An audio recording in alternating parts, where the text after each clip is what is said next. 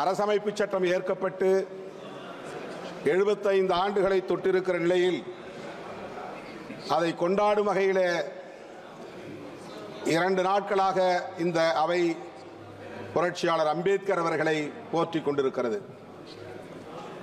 புரட்சியாளர் அம்பேத்கர் அவர்கள் 3 ஆண்டு காலம் அல்லும் பகலும் அயராது உழைத்து ஒரு புதிய இந்தியாவை, சமத்துவ இந்தியாவை கட்டமைப்பதற்காக இந்த நாட்டுக்கு ஒரு அருட்கொடையாக வழங்கிய சட்டம்தான் இந்திய அரசமைப்பு சட்டம்.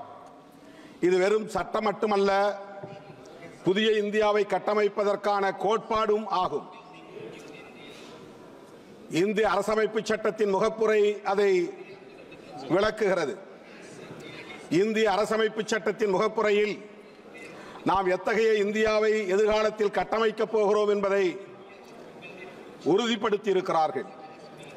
சோசலிசம், செக்யூலரிசம், புளூரலிசம் மற்றும் ஃபெடரலிசம் என்கிற இந்த 4 கோட்பாடுகளும் இந்திய அரசமைப்பு சட்டத்தின் அடிப்படை கூறுகளாகும். அவை மட்டுமின்றி நீதி, சுதந்திரம், சமத்துவம், சகோதரத்துவம் ஆகிய 4ம் புதிய இந்தியாவை கட்டமைப்பதற்கான தூண்களாகும். இவற்றை பாதுகாப்பதுதான் இன்றைய சவாலாக நம் முன்னால் இருக்கிறது. இங்கே உரையாற்றிய மாண்புமிகு உறுப்பினர்கள் பலரும் புரட்சியாளர் அம்பேத்கர் அவர்களின் பெருமைகளை பேசுகிற அதே வேளையில் அவரை எதிர்த்தது, அவருக்கு துரோகம் செய்தது நீயா நானா என்கிற வகையில்தான் விவாதங்கள் அரங்கேறிக் கொண்டிருக்கின்றன. எந்த அளவுக்கு இந்த 75 ஆண்டு காலத்தில் அரசமைப்பு சட்டத்தை நடைமுறைப்படுத்தி இருக்கிறோம், வெற்றிகரமாக அவற்றை நடைமுறைப்படுத்தி புதிய இந்தியாவை கட்டி எழுப்பியிருக்கிறோம் என்பது குறித்து உரையாடல்கள் இல்லை என்பது வேதனை அளிக்கிறது.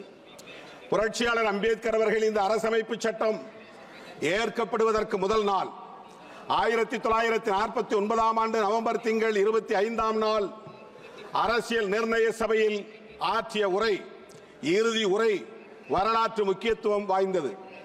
3 ஆண்டு காலம் அரும்பாடுபட்டு உழைத்து உருவாக்கிய அந்த அரசமைப்பு சட்டம் குறித்த கவலையை அவர் வெளிப்படுத்துகிறார்.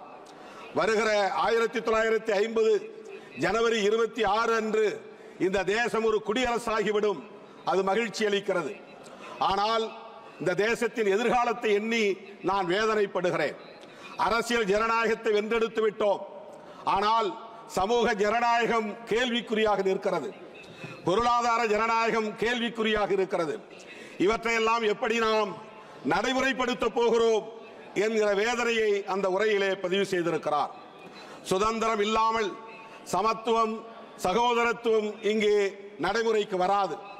சமத்துவம் இல்லாமல் சுதந்திரமும் சகோதரத்துவமும் இங்கே வெற்றிகரமாக இயங்காது. ஆகவே இவை ஒவ்வொன்றையும் தனித்தனியே பிரித்துவிட முடியாது.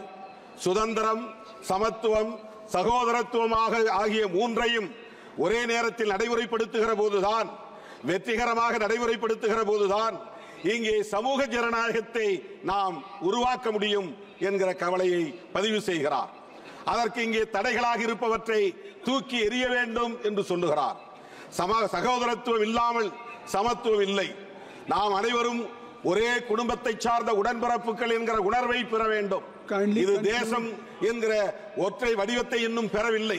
இது தேசமாகவே இல்லை.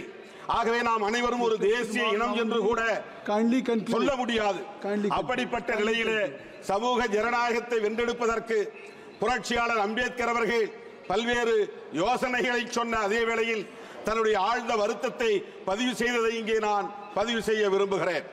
இங்கே எதிர்காலத்தில் வர இருப்பவர்கள் நாட்டை விட மத நம்பிக்கைகள் மேலானதா அல்லது மத நம்பிக்கைகளை விட நாடு மேலானதா என்ற கேள்விக்கு யார் விடை செல்ல போகிறார்கள்? ஒருவேளை நாட்டை விட மத நம்பிக்கைகள் மேலானது என்று கருதினால் இந்த தேசம் மீண்டும் சுதந்திரத்தை இழக்க நேரிடும். இந்த தேசத்தின் சுதந்திரத்தை மீண்டும் நாம் வென்றெடுக்க முடியாத நிலை உருவாகிவிடும் என்ற கவலையை வெளிப்படுத்தி இருக்கிறார். 75 ஆண்டுகளுக்கு முன்னால் தீர்க்க தரிசனமாக அவரால் உணர முடிந்திருக்கிறது. மத நம்பிக்கை உள்ளவர்களின் கைகளில் ஆட்சி அதிகாரம் சிக்கிக் கொண்டால் நாட்டை விட மத நம்பிக்கைகளே மேலானது என்பதை அவர்கள் உறுதிப்படுத்தக்கூடிய நிலை உருவாகும் என்பதை இங்கே சொன்னார். புரட்சியாளர் அம்பேத்கர் சொன்னது இங்கே இப்போது நடைமுறையில் இருப்பதாகத்தான் நம்மால் உணர முடிகிறது. புரட்சியாளர் அம்பேத்கர் அவர்கள் வாழ்ந்த இடத்தை சர்வதேச நினைவகமாக மாற்றியிருக்கிறீர்கள். அவருடைய உடல் எரியூட்டப்பட்ட இடத்தை அங்கே 433 அடி உயர சிலையை நிறுவியிருக்கிறது உண்மைதான். அதை 26 திறக்கப் போகிறீர்கள். புரட்சியாளர் அம்பேத்கர் லண்டனில் வாழ்ந்த இடத்தை நினைவிடமாக மாற்றியிருக்கிறீர்கள். ஆனால் அவருடைய பெருமையை போற்றுகிற அதே வேளையில் அவர் உருவாக்கிய அரசமைப்பு சட்டத்தில் ஆன்மாவை தகர்க்கக்கூடிய